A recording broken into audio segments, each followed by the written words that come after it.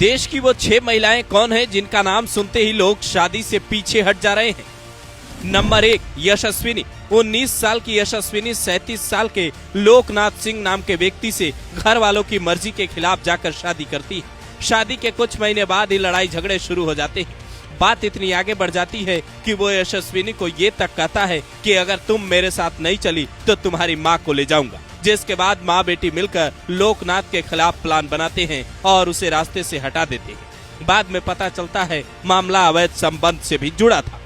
Number 2, प्रगति। 5 मार्च 2025 को औरैया के प्रगति की शादी दिलीप यादव से होती है। 19 मार्च को घायल अवस्था में दिलीप मिलता है। 22 मार्च को उसकी मौत हो जाती है। घर वालों के सामने प्रगति मातम का ड्रामा रच रही थी, लेकिन जांच हुआ तो पता चला इसने अपने प्रेमी अनुराग यादव के साथ मिलकर इस खेल को अंजाम दिया है। शादी में मिले गहने के पैसे से इसने सुपारी दे डाली। नंबर 3, मुस्कान। मेरठ में रहने वाली मुस्कान, जिसने लव मैरिज की थी, लंदन में रहने वाला जिसका पति उसे बेहद प्यार करता था, अपने प्रेमी साहिल के चक्कर में कातिल बन जाती है। पहले पति के सीने पर वार करती है, फिर उसे ड्रम में भरकर प्रेमी के साथ हनीमून मनाने चली जाती है। सोशल मीडिया पर नीले ड्रम का तस्वीर तेजी से वायरल होता है। नंबर 4, निकिता सिंघानिया। 9 दिसंबर 2024 को जौनपुर के रहने वाले AI इंजीनियर अतुल सुभाष की बॉडी फ्लैट से बरामद होती है। साथ में एक सुसाइड नोट और कई वीडियोज भी मिलते हैं, जिसमें पत्नी निकिता सिंघानिया को उन्होंने अपनी मौत का जिम्मेदार बताया था।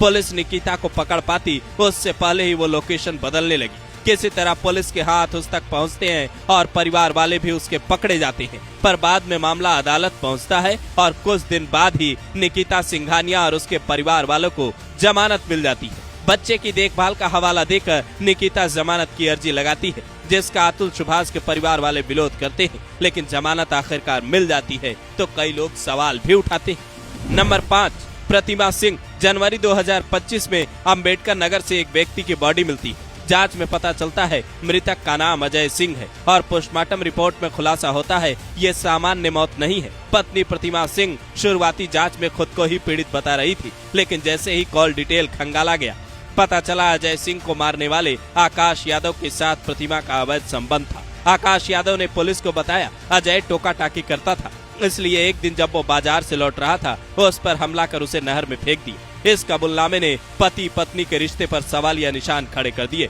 सोशल मीडिया पर बेटा बचाओ ट्रेंड करने लगा। नंबर 6, सोनम रघुवंशी। शादी के 9 दिन बाद ही सोनम रघुवंशी अपने पति राजा रघुवंशी के साथ हनीमून मनाने मेघालय जाती है। ट्रैकिंग के दौरान ही राजा पर हमला होता है और उसकी बॉडी बरामद होती है। सोनम भी शुरुआती 16 दिनों तक लापता रही। अचानक से यूपी के गाजीपुर के ढाबे से वो पकड़ी जाती है। मेघालय पुलिस अब उसे ट्रांजिट रिमांड पर मेघालय लेकर गई है, जहां उसे पूछताछ के बाद बड़े खुलासे की उम्मीद है। राजा के घर वाले अब इंसाफ मांग रहे हैं, तो वहीं सोनम के घर वाले अपनी बेटी को निर्दोष बता रहे हैं। अब तक की जानकारी ये कहती है सोनम, जिसके पिता की प्लाईवुड की फैक्ट्री है जिसमें वो HR का काम करती थी, वहीं के मैनेजर राज कुशवाहा से उसका प्रेम प्रसंग चल रहा था और इसी चक्कर में उसने 3 लोगों को अपने पति की सुपारी दे दी, जिसके बाद से पूरा सोशल मीडिया एक सुर में कह रहा है आखिर इस जमाने को हो क्या गया है। 7 फेरे के बाद जिन पत्नियों को साथ निभाना चाहिए वही पतियों की जान की दुश्मन बनी है। आखिर इसका जिम्मेदार कौन है?